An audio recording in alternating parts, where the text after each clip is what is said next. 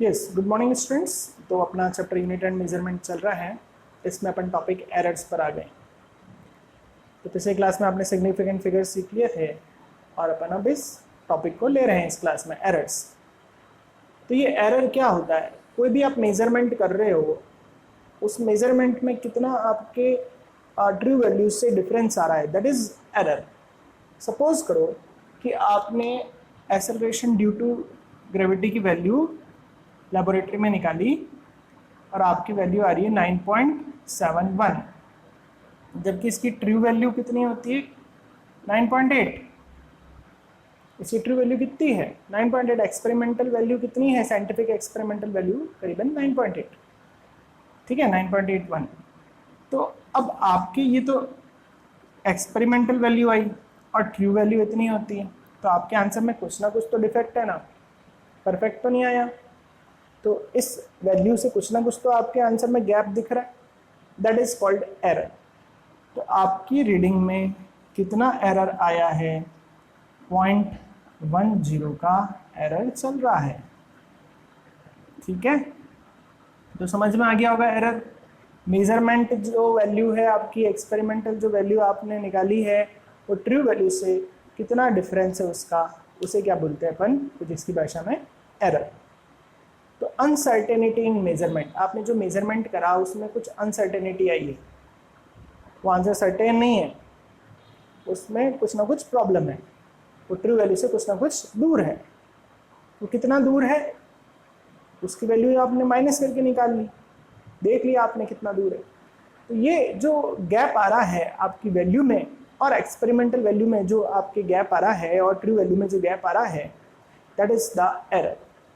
तो समझ गए होंगे एरर, सिंपल सा टॉपिक है। एरर का मतलब आपके मेजरमेंट में ट्रू वैल्यू से कितना डिफरेंस है, that is the error in the measurement. देखेंगे तो डेफिनेशन लिखते हैं अपन इसकी एरर की। अनसर्टेनिटी इन मेजरमेंट, आपने जो भी मेजरमेंट करा उसमें जो ट्रू वैल्यू से डिफरेंस आ रहा है, that is the error.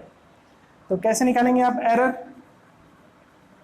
True value होगी आपके पास, उसमें से माइनस कर देंगे एक्सपेरिमेंटल वैल्यू, तो आपको पता चल जाएगा कि आपकी रीडिंग में कितना एरर है। एग्जाम्पल के रूप में ये अपने एग्जाम्पल देखा है, ठीक है। तो एरर की डेफिनेशन हो गई और एक एग्जाम्पल सीखा, जिसमें पता चला कि अपने 0.10 का एरर चल रहा है, ठीक है। एक और एग्जाम्पल, जैसे सपोज करो कि आपको किसी वायर की लेंथ नापने को बोला, आपके पास जो स्केल अवेलेबल थी उससे नाप लिया और साइंटिफिकली उसकी जो लेंथ मेजर्ड थी, ठीक है ना, साइंटिस्ट लोगों ने बैठ के उसकी लेंथ मेजर करी, उनके पास जो एक्यूरेट डिवाइसेस थी उनसे मेजर करी। मान लो कि उसकी लेंथ आ रही थी 5.105 सेंटीमीटर और आपने घर पे बैठ गए या आपने जैसे भी आपके पास मीटर स्केल थी बाजार से लेके आए, उससे नापा, तो आपके पास आंसर आ रहा था 5.2। तो आपने क्या एक्सपेरिमेंट करा? आपने खुद ने नापा, तो एक्सपेरिमेंटल वैल्यू आपके पास ये आई और ट्रू वैल्यू ये है। साइंटिस्ट लोगों ने बैठ के उस वायर की लेंथ को नापा था और फिर आपको बता दिया कि भाई ये लेंथ है। बाद में आपने देखा कि हाँ भाई यार ये तो इस वायर की तो लेंथ ये है, लेकिन आपने जब नापा था तो ये इतनी आई थी। तो ये क्या हो गया? एरर हो गया ना। ये एरर है आपकी रीडिंग, एररफुल रीडिंग है। अब जो भी डिफरेंस आएगा, that is the error, that is the value of error, ठीक है ना, कि आपकी वैल्यू, आपका एक्सपेरिमेंटल वैल्यू उनसे इतनी ज़्यादा आ रही है, तो ये एरर है। तो एरर अब आप समझ गए होंगे एरर का मतलब क्या है। तो सिंपल चीज़ थी, जो भी आपकी मेजरमेंट में गलती आ रही है वो एरर है, ऐसे सीख लें। और वो क्यों क्यों आती है उसका रीज़न अपन सीखेंगे। तो एक बार ये लिख लें, एरर की डेफिनेशन लिख लें और एक एग्जाम्पल आप लिख लीजिए। यस, तो स्टूडेंट्स अब अपन बात करेंगे एरर्स के टाइप्स की। एरर के भी अलग अलग टाइप होते हैं। तो पहला टाइप होता है सिस्टमेटिक एरर और दूसरा टाइप होता है रैंडम एरर या अनसिस्टमेटिक एरर। अभी क्या चीज़ होती है इसको समझेंगे। सिस्टमेटिक एरर क्या है, रैंडम एरर क्या है। अच्छा, कभी एरर आए और हमेशा मान लो कि आप कोई मेजरमेंट कर रहे हो और हमेशा आंसर जो भी ट्रू वैल्यू उससे 1 ज़्यादा ही आ रहा है, पहली बार करा, दूसरी बार करा, तीसरी बार करा, चौथी बार करा, हमेशा आंसर 1 ज़्यादा ही आ रहा है। या मान लो कि आप मेजरमेंट कर रहे हो, हमेशा जितनी बार रीडिंग ले रहे हो हमेशा आंसर 1 कम ही आ रहा है, तो हमेशा जो एरर है एक ही डायरेक्शन में चल रहा है। एक ही डायरेक्शन मतलब आपने कुछ कैलकुलेट करा और हमेशा ट्रू वैल्यू से ज़्यादा ही आ रहा है, और 1 ज़्यादा ही आ रहा है या 2 ज़्यादा ही आ रहा है या 3 ज़्यादा ही आ रहा है, एक ही डायरेक्शन में चल रहा है, या तो ज़्यादा ही आ रहा है या कम ही आ रहा है, तो उसे बोलेंगे सिस्टमेटिक एरर। तो ऐसे एरर जिनका रीज़न अपन को नोन हो सकता है इजीली, जो एरर हमेशा एक ही डायरेक्शन में चलते हैं, या तो हमेशा आपका जो एरर आ रहा है हमेशा इंक्रीज होते हुए आएगा या डिक्रीज होते हुए आएगा, तो उसे बोलते हैं अपन सिस्टमेटिक एरर। ठीक है, तो सिस्टमेटिक एरर क्या है? ऐसे एरर्स जिनका डायरेक्शन हमेशा एक ही रहता है। एक ही का मतलब अगर वो बढ़ते हुए आ रहा है तो हमेशा जितनी रीडिंग्स लोगे हमेशा बढ़ते हुए आंसर आ रहा है। आपने पहली ली, दूसरी ली, तीसरी ली, चौथी ली, कुछ ना कुछ कारण होगा इसलिए तो बढ़ते हुए आ रहा है, तो वो चीज़ है सिस्टमेटिक एरर। तो डेफिनेशन अपन क्या लिख सकते हैं सिस्टमेटिक एरर की? Errors that always have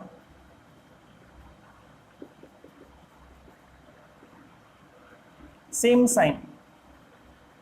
same sign का मतलब क्या है? हमेशा या तो इंक्रीज होके ही आंसर मिल रहा है अपन को, रीडिंग ले रहे हैं तो, या हमेशा डिक्रीज होके मिल रहा है, तो इसे बोलते हैं सिस्टमेटिक एरर। ठीक है, सिस्टम बना दिया ना, एक सिस्टम है, या तो इंक्रीज होते हुए चीज़ का आपका एरर आ रहा है या डिक्रीज होते हुए आ रहा है। जैसे अभी किस कारण से होगा भाई, इंक्रीज हो रहा है या डिक्रीज हो रहा है, आप जो मेजरमेंट कर रहे हो वैल्यू वो ज़्यादा आ रही है या कम आ रही है, तो क्यों आ रही है ऐसी? तो पहला कारण है इंस्ट्रूमेंटल एरर। आप जो इंस्ट्रूमेंट काम ले रहे हो वही डिफेक्टिव है। सपोज करो आप एक स्केल काम ले रहे हो लेंथ मेजर करने के लिए, और वो स्केल पर 0 मार्क ना होके 1 से मार्क है, ये 1 से मार्क है, ये 2 है, ये 3 है, ये 4 है, ये 5 है। अब आपको बोला कि एक वायर की लेंथ नापो, आपने वायर को यहाँ रखा, इतना लंबा वायर था, लेंथ नाप लिया। ठीक है, आपने लेंथ नापा तो क्या आंसर आया आपकी? क्या 4, क्या दिख रहा है 4, और आपने लिख दिया 4 सेंटीमीटर, तो क्या वो सही में 4 ही है? नहीं, स्टार्ट कहाँ से हुआ? 1 से हुआ, तो ये 1 2 3 सेंटीमीटर ही है, तो आपके असली वैल्यू तो 3 सेंटीमीटर है, लेकिन आपके कितना आया? 4 सेंटीमीटर। क्यों? इंस्ट्रूमेंट खराब था। अच्छा, आपको कोई दूसरा वायर दे दिया, बोले इतना लंबा वायर है, उसकी रीडिंग नाप के लाओ, तो आपने को क्या दिख रही है? 3 दिख रही है, आप 3 लिख दिया, और लेकिन असली में कितनी है? 1 और 2 ही है। ट्रू वैल्यू तो ये है, लेकिन आपके आंसर इंक्रीज होके आ रहा है। कितना इंक्रीज होके आ रहा है? 1 इंक्रीज होके आ रहा है। पहले बार में भी 1 इंक्रीज होके आया, ठीक है ना, दूसरी बार में भी 1 इंक्रीज होके आया। असली में तो 2 सेंटीमीटर का था, लेकिन आपको कितना दिख रहा है? 3 सेंटीमीटर दिख रहा है। तो क्यों हुआ ऐसे? 0 से कैलिब्रेटिंग इंस्ट्रूमेंट, डिफेक्ट है ना इस इंस्ट्रूमेंट में। भाई डिफेक्ट है तो आपकी डिफेक्टेड इंस्ट्रूमेंट है तो डिफेक्टेड रीडिंग ही आई, और हमेशा कितनी आई इस केस में? जो भी आंसर है उससे 1 ज़्यादा ही आई। देखो सेम डायरेक्शन में चल रही है। अगर आपको बोले कि भाई वायर इतना लंबा है, इतनी लेंथ है वायर की, तो आप क्या नापोगे? 5 सेंटीमीटर, लेकिन असली में कितना है? 1 2 3 4 सेंटीमीटर ही है।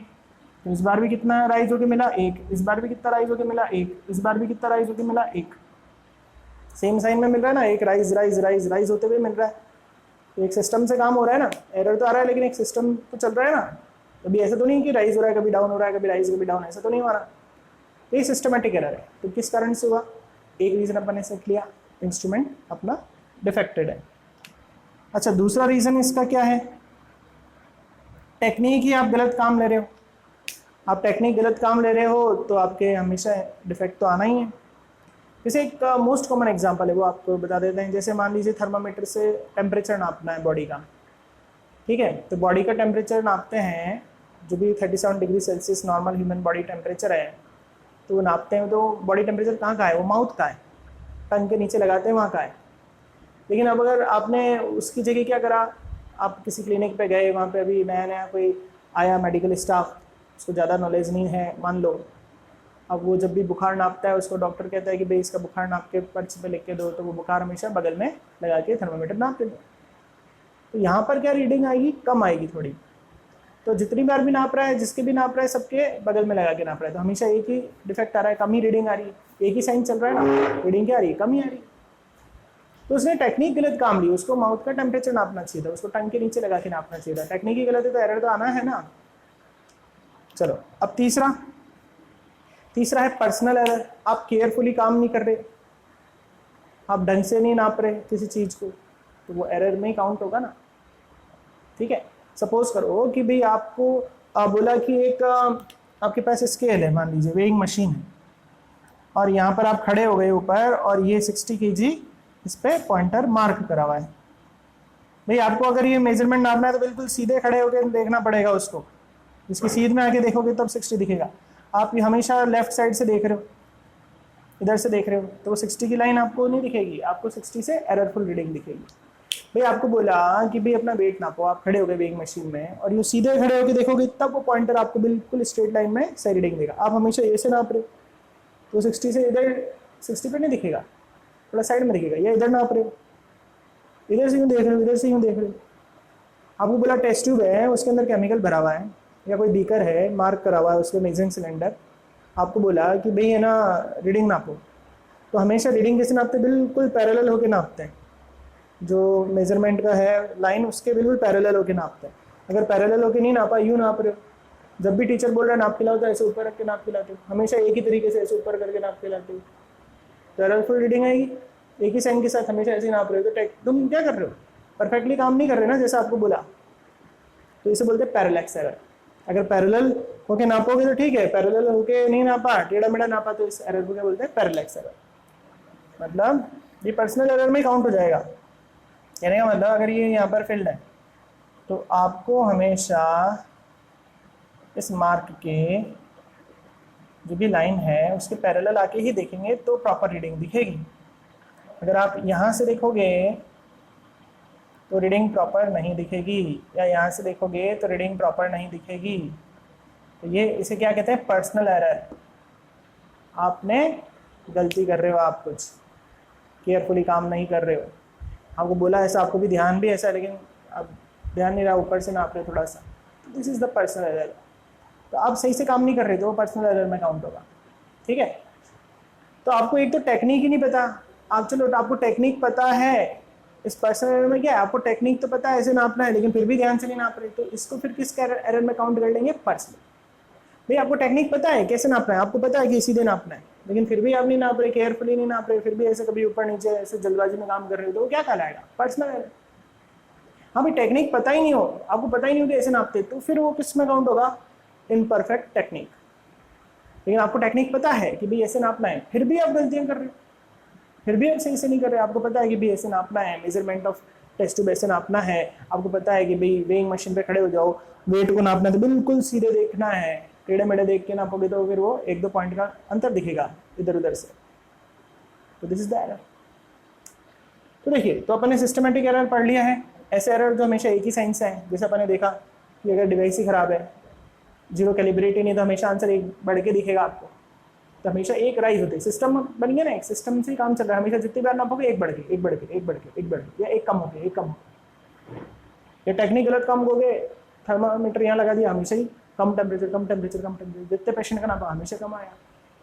पर्सनल एरर, केयरफुली काम नहीं करोगे तो आएगा ना, दिक्कत आएगी ना, केयरफुली नहीं काम करोगे तो वो भी इसी में काउंट करा गया।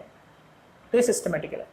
अब रैंडम एरर या अनसिस्टमेटिक, ये क्या होता है, जैसे मान लो कि आप ओम्स लॉ का प्रैक्टिकल कर रहे हो, ठीक है, अब मान लीजिए कि आप जहाँ पर प्रैक्टिकल कर रहे हो वहाँ पे बार बार टेम्परेचर का वेरिएशन हो रहा है, जहाँ पर कर रहे हो कभी धूप आ रही है, ऐसा मौसम है कि बादल आ रहे हैं, कभी आ रहे हैं, सूरज ढक गया, कभी हट गए, धूप आ गई, सर्किट पर धूप गिर रही है, हीट गिर रही है, तब आप भी इस प्रोपोर्शनल टू आई का ग्राफ बनाना चाह रहे हो तो बिल्कुल परफेक्टली स्ट्रेट लाइन नहीं आ रही, नहीं आ रही कभी स्ट्रेट लाइन, कभी ज़्यादा आंसर आ रहा है, कभी कम आ रहा है, कभी धूप गिर गई तो रेजिस्टेंस बढ़ गया, करंट की वैल्यू कम आ रही है, कभी छाया आ गई तो हीट कम हो गई, करंट तेज फ्लो हो गया, तो कभी बढ़ के आंसर आ रहा है, कभी कम होके आ रहा है, कभी बढ़ के कम आके, कुछ सिस्टम ही नहीं है, कभी पॉजिटिव एरर आ रहा है, कभी नेगेटिव एरर आ रहा है, कोई सिस्टम ही नहीं है, कभी रेजिस्टेंस ज़्यादा आ रहा है आंसर में, कभी कम आ रहा है, वो पता ही नहीं अपने को किस कारण से हो रहा है, आपको बिल्कुल एग्जैक्ट रीज़न नहीं पता, टेम्परेचर में वेरिएशन हो रहा है सराउंडिंग की, तो आपके कंट्रोल में थोड़ी ना वो, आपके कंट्रोल में है क्या वो? नहीं है ना। अब जैसे इंडस्ट्री वाले से एक वायर बना के दे दिया आपको लेबोरेटरी में, आप बोला इसकी थिकनेस नापो, तो आपने यहाँ पर इंस्ट्रूमेंट लगा के नापा, फिर यहाँ नापा, फिर यहाँ पर नापा, फिर यहाँ पर नापा, फिर यहाँ पे नापा, यहाँ पे थोड़ा सा हल्का सा ज़्यादा आ रहा था, यहाँ कम मेजरमेंट आ रहा था पहले के मुकाबले, यहाँ पर कम आ रहा था, फिर यहाँ ज़्यादा मेजरमेंट आ रहा था, तो कोई सिस्टम ही नहीं है ना। भाई इंडस्ट्री वाले से बन के आया, क्या पता थोड़ा बहुत हो गया मोटाई पतलाई में चेंज, कुछ पता ही नहीं अपन को, भी बढ़ के आएगा कम होके आएगा, कुछ आइडिया ही नहीं लगा पा रहे। तो अनसिस्टमेटिक, कोई सिस्टम नहीं चल रहा, कैसे भी बढ़ के भी आ सकता है, कम भी आ सकता है, पॉजिटिव साइन के साथ भी एरर आ सकता है, नेगेटिव साइन के साथ भी एरर। साइन का मतलब समझो, पॉजिटिव साइन नेगेटिव साइन का मतलब क्या है? पॉजिटिव साइन का मतलब हमेशा या तो बढ़ के आ रहा है, जितनी बार लोगे बढ़ के आ रहा है, नेगेटिव का मतलब जितनी बार लोगे घट के आएगा, वो सिस्टमेटिक, वो सिस्टम से काम चल रहा है। लेकिन जब सिस्टम से काम नहीं चल रहा, कभी बढ़ गया कभी कम हो गया, कुछ पता ही नहीं चल रहा।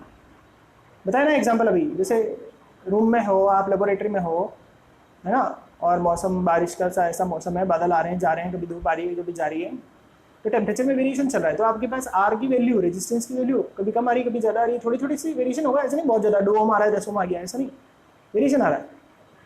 अब वेरिएशन आ रहा है तो पता ही नहीं है क्यों आ रहा है, तो सिस्टम से काम ही नहीं चल रहा, कभी तो ज़्यादा आ रहा है आंसर रेजिस्टेंस से, कभी थोड़ा कम आ रहा है, कभी ज़्यादा कभी कम, कभी ज़्यादा कभी सेम आ रहा है, तो सिस्टम ही नहीं लगा रखा। This is unsystematic error. अब इनको दूर कैसे करें, इसका भी अपने पास उपाय है, वो सीखेंगे अपन। अच्छा, एक एरर और होता है जो सिस्टमेटिक और रैंडम दोनों में काउंट कर लेते हैं, वो है लीस्ट काउंट एरर। तो आपको लीस्ट काउंट तो मैंने वैसे सिखाई दिया था, तो दोनों के अंदर ही काउंट हो जाता है, तो इसलिए इसको अलग से लिख देता है।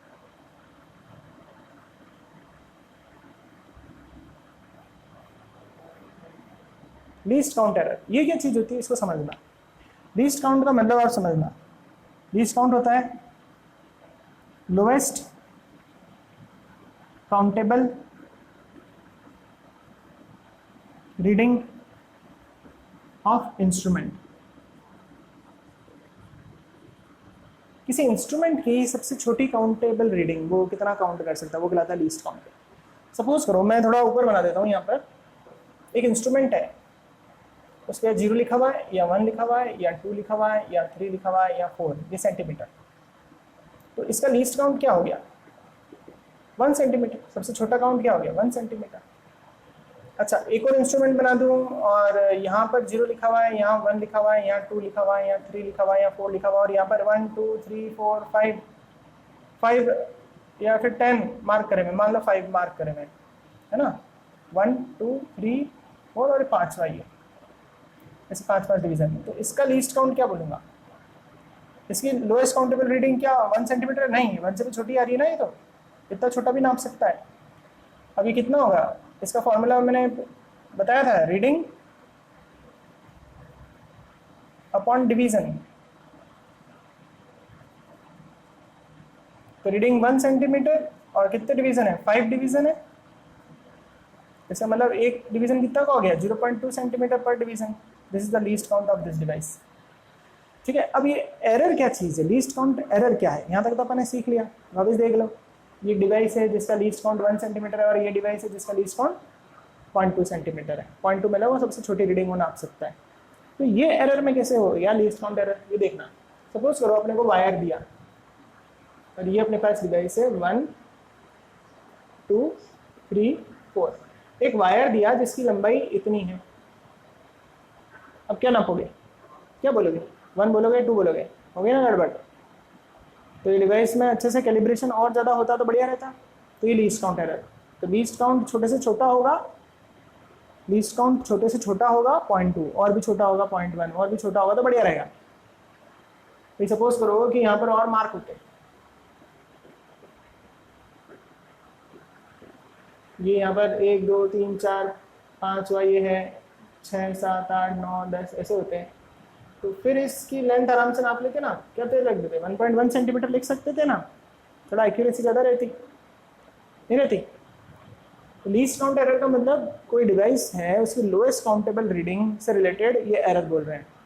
तो अगर किसी की लोएस्ट काउंटेबल रीडिंग की वैल्यू बड़ी है तो आपके एरर होने की संभावना ज़्यादा होगी। आप नापोगे तो 1 लिखोगे या 2 लिखोगे, कन्फ्यूज़न हो गया ना। 1 लिख दोगे, 1 के पास दिख रहा है तो 1 लिख आओगे, लेकिन एग्जैक्टली वो 1 थोड़ी ना होगा। हाँ, लेकिन मार्किंग ज़्यादा हुई तो और बढ़िया रहेगा, और ज़्यादा हुई मार्किंग, बीच में और ज़्यादा कैलिब्रेशन हुई तो और बढ़िया रहेगा, बारीक से बारीक रीडिंग भी नोट हो जाएगी। तो ये लीस्ट काउंट एरर है। If a device have a bigger least count then it create more error in the reading. ठीक है, तो यहाँ तक अपना हो गया है, ये अपन ने सीख लिया है types of error, systematic, random. Instrument खराब होगा तो एरर आएगा, टेक्निक सही काम लोगे नहीं तो एरर आएगा, टेक्निक सही काम लेते हुए भी केयरलेसली काम कर रहे हो तो एरर आएगा, पैरेलल नहीं देख रहे तो उस एरर को पैरेलैक्स एरर कहते हैं, वो पर्सनल में ही आएगा। टेक्निक पता थी तुमको यहाँ से देखनी, फिर भी यहाँ से देख रहे हो, तुम्हारी रीडिंग सही थोड़ी ना दिखेगी। Random error, the error that occurs randomly, there is no system of this error, this is called random error. Error whose sign varies as positive or negative, whose reason is not known.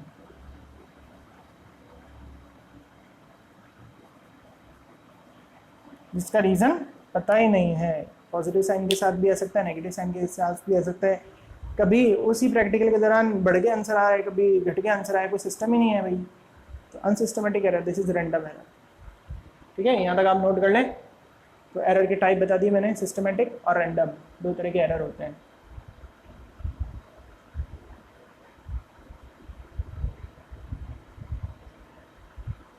ठीक है, systematic error एक बार फिर से बोल रहा हूँ, ऐसे error जो हमेशा सेम साइन के साथ आए। सेम साइन का मतलब क्या है, हमेशा बढ़ के आ रहा है तो बढ़ के आए। ये किस कारण से हो सकता है, इंस्ट्रूमेंट खराब हो तो आ जाएगा, टेक्निक सही काम नहीं लोगे तो आ जाएगा, केयरफुली काम नहीं ले रहे तो आ जाएगा, और अगर रीडिंग को पैरेलल होकर नहीं देख रहे उसके लाइन के अलॉन तो एरर आएगा, उसे पैरेलैक्स एरर भी बोलते हैं। रैंडम एरर जो कभी प्लस और माइनस दोनों साइन के साथ आ सकता है, एक ही प्रैक्टिकल के दौरान कभी आर की वैल्यू ज़्यादा आ रही है कभी कम आ रही है, ऐसा भी हो सकता है। To the temperature conditions, wire की थिकनेस नाप रहे हो, कभी ज़्यादा मोटा आ रहा है कभी कम आ रहा है, कुछ पता नहीं किस कारण से आया। रैंडम एरर, कोई सर्टेन रीज़न नोन नहीं है, random error. Least count error, अगर किसी इंस्ट्रूमेंट का कैलिब्रेशन लीस्ट काउंट बड़ा है तो आपकी रीडिंग में एरर आने की संभावना ज़्यादा है, आप प्रॉपर्ली नहीं नाप पाओगे। ठीक है, तो ये लीस्ट काउंट एरर, इसको अलग से ही जगह मिल गई है।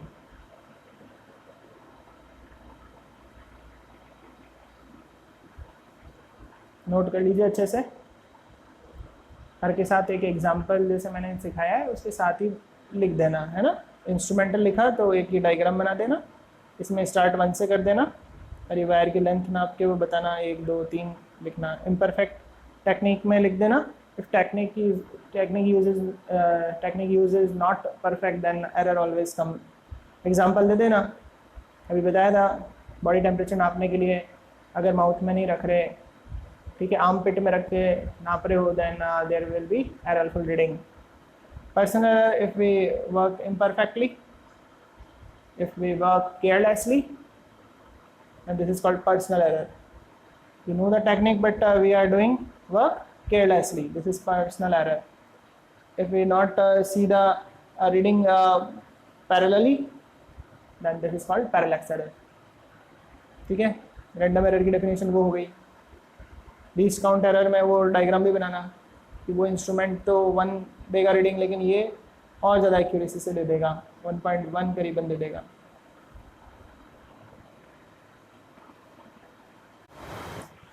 चलिए, तो आपने एरर के टाइप सीख लिए, सिस्टमेटिक और अनसिस्टमेटिक एरर। ऐसे एरर जो सिस्टम से आ रहे हैं, मतलब हमेशा आंसर बढ़ के आए, या तो उसे बोलेंगे पॉजिटिव एरर, या हमेशा घट के आए उसे बोलूँगा नेगेटिव एरर, वो है सिस्टमेटिक एरर।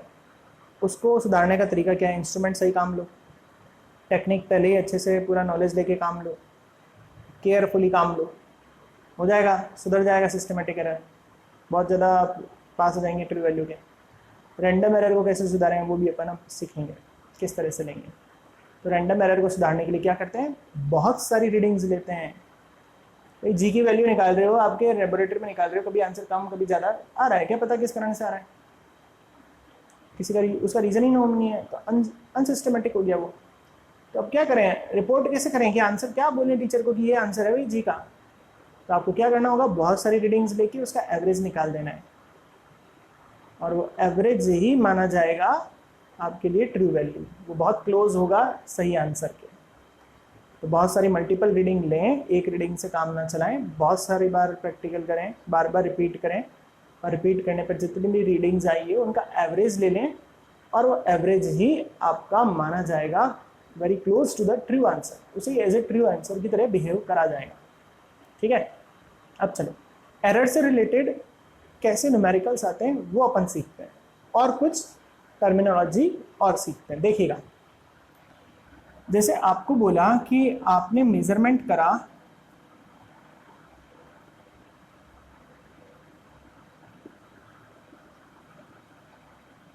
आपने किसी चीज का मेजरमेंट करा, मान लीजिए कोई वायर की लेंथ मेजर करी, लेट करो, एक बार आपने रीडिंग ली तो आपकी 2.5 सेंटीमीटर आ रही थी, एक बार मेजर करी तो 2.4 आ रही थी, एक बार मेजर करी तो 2.6 आ रही थी। आपने पैरेलैक्स एरर दे दिया होगा, इधर उधर से देख रहे होगे, क्या पता।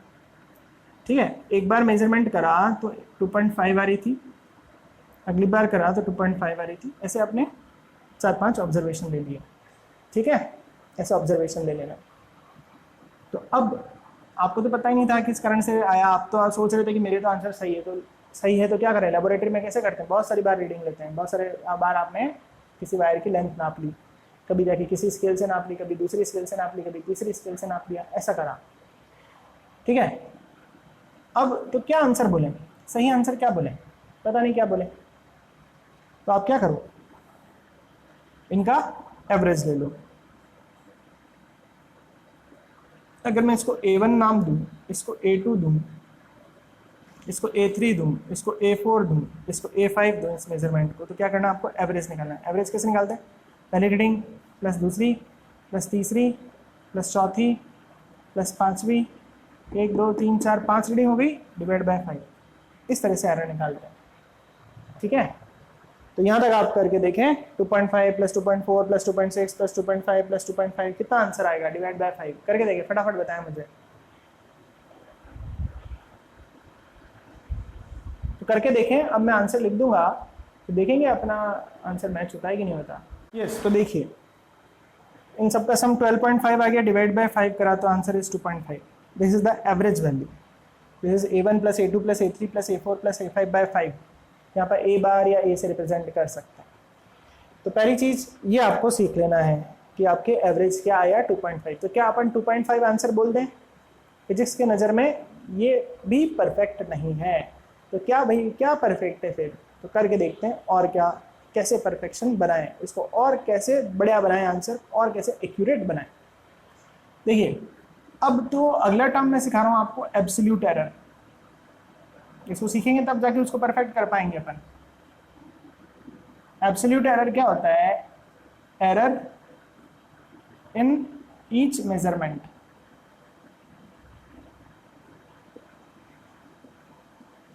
हर मेजरमेंट में कितना एरर है, हर मेजरमेंट अपने एवरेज वैल्यू से, इस एवरेज वैल्यू को एज ए ट्रू वैल्यू मानना, इस एवरेज वैल्यू को ऐसे ट्रू वैल्यू मानना। तो हर एक मेजरमेंट अपने इस ट्रू वैल्यू से कितना दूर चल रहा है, that is called absolute error. Error in each measurement, इसे बोलते हैं एब्सोल्यूट एरर। तो आपको कैसे निकालना है, इनको माइनस कर लो, 2.5 माइनस 2.5। अच्छा, मॉड्यूलस के रूप में आंसर लेना, मतलब खाली आपको प्लस माइनस नहीं शो करना, ध्यान रखो, प्लस माइनस शो नहीं करना, खाली वो बताना कितना गैप चल रहा है। एब्सोल्यूट एरर का मतलब ये है कि अपने आंसर से कितना आगे या पीछे है, प्लस माइनस शो नहीं करना है। तो पहली रीडिंग में तो कोई एरर ही नहीं है, ठीक है। दूसरी रीडिंग में कितना हो गया, 0.1 का हो गया। तीसरी रीडिंग में कितना हो गया, 2.5 या 6 माइनस 2.5 लिख देता हूँ, एक ही बात है, किसको आगे लिख दो पीछे लिख दो, वैसे ही मॉड ही लेना है। तो दिस इज 0.1 का गैप चल रहा है, इसमें कितना चल रहा है, 0.0 का। इसमें कितना गैप चल रहा है, 2.5 माइनस 2.5, इसमें भी कोई एरर नहीं है। ट्रू वैल्यू से इसमें एरर नहीं है, इसमें एरर नहीं है, इसमें एरर नहीं है, इन दो में है, ठीक है। तो this is called absolute error. अब इसका भी मीन निकाल दो। अगर मैं इसको A1 नाम दे दूं, सपोज करो मैं इस पहली रीडिंग को नाम दे दूं A1, इसको A2, इसको A3, इसको A4, इसको A5, ठीक है। अच्छा A1 की जगह डेल्टा A1 लिख दें तो ज़्यादा बेटर है, delta A2, delta A3, delta A4, delta A5, क्योंकि माइनस कर रहे हैं ना, डेल्टा का मतलब डिफरेंस, डिफरेंस के लिए डेल्टा साइन लगा दिया। तो अब इसको मैं लिख दूंगा डेल्टा A बार एवरेज को, तो सभी को सम कर देंगे, 0 प्लस 0 प्लस 0 प्लस 0.1 प्लस 0.1, तो कितना आ गया 0.2। कितने मेजरमेंट हो गए, 1 2 3 4 5, 5 मेजरमेंट में कितना डिफरेंस आ रहा है, 0.2 का आ रहा है, तो एवरेज कितना हो गया 0.2/5, पॉइंट हटा देना, नीचे 10 आ जाएगा, ठीक है। अब 2/5 इंटू 10 कितना आ जाएगा, इसको डिवाइड कर लो, 0.4/10, दिस इज 0.04 सेंटीमीटर का एरर है, 0.04 सेंटीमीटर का एरर चल रहा है एवरेजली। तो मेन रिपोर्ट कैसे करें, आंसर की रिपोर्टिंग कैसे करें, रिपोर्टिंग, तो रिपोर्टिंग आंसर होता है A plus minus delta A, ये रिपोर्टिंग आंसर होता है। रिपोर्टिंग आंसर का मतलब एक ऐसा आंसर बताओ जिसमें पूरी रेंज आप बता दो कि हाँ भाई आपके रीडिंग्स की रेंज यहाँ से यहाँ तक आ रही है, इसे बोलते हैं रिपोर्टिंग आंसर। एग्जैक्टली एक आंसर नहीं बोला जाता फिजिक्स में, रेंज बताते हैं कि इस मेन वैल्यू से इतने आगे तक भी आंसर है, इतने पीछे तक के भी आंसर है, प्लस इतने भी अपन को वैल्यूज मिल रही है, इतनी भी वैल्यूज मिल रही है, ये रेंज बताई जाती है। तो ध्यान रखो फिजिक्स के मेजरमेंट में क्या बताते हैं, एग्जैक्ट कोई आंसर नहीं बताते। इस मेजरमेंट में एग्जैक्ट, आप लेबोरेटरी में जाओगे तो एग्जैक्ट नहीं बोलोगे कि इस वायर की लेंथ 2.5 सेंटीमीटर है, एग्जैक्ट आप बोल ही नहीं सकते, क्योंकि आपके पास इंस्ट्रूमेंट इतना थोड़ी ना हाई कैलिब्रेटेड है देखिए आप एग्जैक्ट निकाल लो, ऐसा इंस्ट्रूमेंट बना ही नहीं कोई बिल्कुल एग्जैक्टली नाप ले, ठीक है ना। माइक्रोमीटर का भी डिफरेंस हो सकता है ना, नैनोमीटर का भी डिफरेंस हो सकता है, पिकोमीटर का भी हो सकता है, कैसे नापोगे, एग्जैक्टली नापना बहुत डिफिकल्ट है, नहीं नाप सकते, ठीक है। तो रेंज बताई जाती है कि आपके आंसर यहाँ से यहाँ के बीच में। तो this is A, what is the A, this is the average of the results, plus minus delta A बार मतलब 0.04, दिस इज द रिपोर्टिंग, मतलब आपने आंसर 2.5 से 0.04 आगे 0.04 पीछे तक की रेंज के आंसर है। इस तरह से इस मेजरमेंट की वैल्यू बताई जाती है। अच्छा कभी पूछ ले कि भाई बताओ इस एरर में, इस एरर का परसेंटेज निकालो, तो कैसे निकालेंगे, परसेंटेज कैसे निकालते हैं, इसका परसेंटेज निकालना है तो 0.04 का परसेंटेज निकालना है, तो टोटल कितना है 2.5, 0.04 एरर चल रहा है, तो परसेंटेज कैसे निकालोगे, इसको इससे डिवाइड दो इंटू 100, मैक्स में ऐसे ही करते हो ना, ठीक है। तो इसका परसेंटेज निकालो, दिखाओ कितना आता है। अच्छा एक चीज़ और है कि जो रेशियो है ना इसका डेल्टा A/A का, इस रेशियो को अपन बोलते हैं रिलेटिव एरर, रिलेट कर रहे हैं ना, अगर एरर को उसकी ट्रू वैल्यू से रिलेट करा जाए तो इसको रिलेटिव एरर बोलते हैं, और इसको 100 से मल्टीप्लाई करते हैं तो इसको परसेंटेज बोलते हैं। तो इस तरह से मैथमेटिकल पार्ट सीखो, इस तरह से पूरी मैथमेटिक्स करी गई, एरर्स निकाले गए, हर एक रीडिंग में उनका एवरेज निकाला गया, जो अलग अलग रीडिंग आई उनका एवरेज निकाला गया, लास्ट आंसर में रिपोर्ट कैसे करते हैं, रिपोर्ट करने का तरीका क्या सिखाया, जो भी ये एवरेज आया उसके साथ एरर को प्लस माइनस करके लिख दो, तो रेंज पता चल जाएगी कि आपके आंसर इससे इतना और इतना पीछे तक के रेंज के आएंगे। इस तरह से फाइनल रिपोर्टिंग करी जाती है। फिर परसेंटेज और पूछ ले तो percentage error upon true value into 100, this is the percentage, ठीक है। ये आप जल्दी से करके बताएं, ये परसेंटेज निकाल के बताएं, 0.04 डिवाइड बाई 2.5 इंटू 100, फिर अपन आंसर मैच करेंगे। तो देखो सॉल्व करा, 0.04 अपॉन 2.5, पॉइंट हटाया नीचे 100 आ गया, पॉइंट हटाया ऊपर 10 आ गया, 100 से 100 कट गया, दिस इज 40/25, 5 5 25, 5 8 40, 5 की टेबल से 8 काटोगे तो 1.6 आपको मिलेगा। देख लें एक बार पूरा अच्छे से, अगर आपको दिया जाए कैलकुलेशन इन एरर, टॉपिक है कैलकुलेशन इन एरर्स टॉपिक के अंदर कैलकुलेशन कैसे करी जाती है। तो मेजरमेंट की वैल्यू गिवन आती है, इसका एवरेज निकाल लिया जाता है, उस एवरेज को ही एज ए ट्रू वैल्यू माना जाता है, लेकिन रिपोर्ट करते समय डायरेक्ट 2.5 आंसर नहीं लिखेंगे, ये बताएंगे कि आपकी रेंज क्या है आंसर की। तो पहले हर एक रीडिंग में देखेंगे कितना एरर है, प्लस माइनस साइन नहीं लगाएंगे, खाली वो गैप बता रहा है इतना एरर है। फिर इन एरर्स का एवरेज ले लेंगे, उसे बोलेंगे मीन एब्सोल्यूट एरर, ये एब्सोल्यूट एरर का मीन आ गया, इसे बोलेंगे मीन एब्सोल्यूट एरर, क्या पढ़ेंगे इन्हें, मीन एब्सोल्यूट एरर। उसके बाद रिपोर्टिंग आंसर क्या होती है, ए plus minus delta A bar. Delta A बार का मतलब क्या है, एवरेज। अच्छा, ए बार बार से बार बार तुम कंफ्यूज होते हो तो डेल्टा ए भी लिख सकते हो, क्योंकि मैंने delta A one, delta A two, delta A three, delta A four, delta A five लिख दिया।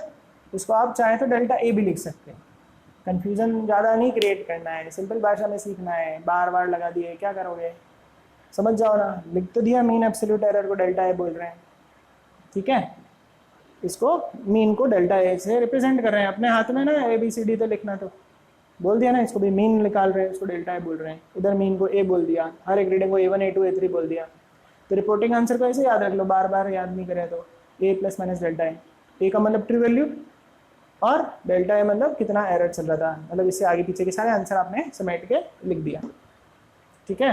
अच्छा, इसका रेशियो करें तो इसे क्या बोलते हैं, रिलेटिव एरर। और इसी को 100 से मल्टीप्लाई कर दे तो परसेंटेज निकालना आता ही, परसेंटेज।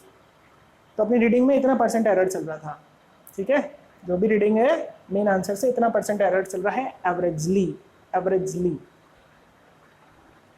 देख लें इसको। ये सो बच्चों, आज का लेक्चर अच्छे से आप देख लेना, एक बार, दो बार, तीन बार, जितनी बार देखना है देख लेना। समझ में आना चाहिए, दिमाग में नहीं आए व्हाट्सएप करें, जिस पे आपको रिप्लाई करा जाएगा अच्छे से, है ना। जो टॉपिक समझ में नहीं आए बिल्कुल आप बताएं कि ये टॉपिक समझ में नहीं आया, तो वापस एक्सप्लेन करा जाएगा। तो ये मैंने आपको एरर्स अच्छे से सिखा दिए हैं। अब अपना एक क्लास का और टॉपिक बचे है, कॉम्बिनेशन ऑफ एरर, बस कंप्लीट एक लास्ट क्लास बच रही है अपनी। और मैंने आपको एक ग्रुप में पूरा भेज दिया है एक PDF, जिसमें बहुत सारे प्रैक्टिस क्वेश्चंस हैं, करीबन 70 पेजेस हैं उसमें। फॉन्ट साइज बड़ी है तो 70 पेज कवर हो गए, वो कोई घबराने की बात नहीं है, क्वेश्चंस तो कम ही है और एक जैसे ही हैं। आपको करना है वो प्रैक्टिस के रूप में, जो नहीं आया है वो मेरे को भेजना है कि भाई ये क्वेश्चन समझ में नहीं आया, वो डिस्कस करेंगे अपन, ठीक है। आप इसको अच्छे से पढ़ें, पूरा चैप्टर कंप्लीट होने को आ गया है, एक ही क्लास बच रही है, बस लास्ट क्लास है, उसमें चैप्टर में एंड कर दूंगा। आपको मैंने वर्कशीट्स, असाइनमेंट सब दे दिए हैं, आपको ग्रुप में डाल दिया था कल मैंने, वो अच्छे से करना है। आपको फेयर कॉपी में तो उनको नहीं करना, प्रैक्टिस करें, फेयर कॉपी में तो बहुत बड़ी हो जाएगी। फेयर कॉपी में नोट्स उतारें, इनके बीच में क्वेश्चन कराता हूँ वो करते रहें आराम से, ठीक है। और वो आप रफली आप सॉल्व करते रहें, आपके पास रखें रिकॉर्ड, या तो आप प्रैक्टिस कॉपी बना लें आपकी, वो मैं चेक तो नहीं करूँगा, बस उसमें आप प्रैक्टिस करते रहें। और यहाँ पर होता है जितना आप करें अपनी फेयर कॉपी के अंदर, ठीक है। तो इतना अपने लिए आज काफ़ी है, और आप उसको अच्छे से पढ़ते रहना, पुराना भी बैकअप करते रहना, कोई डाउट आए तो वो भेजते रहना। Good by two all.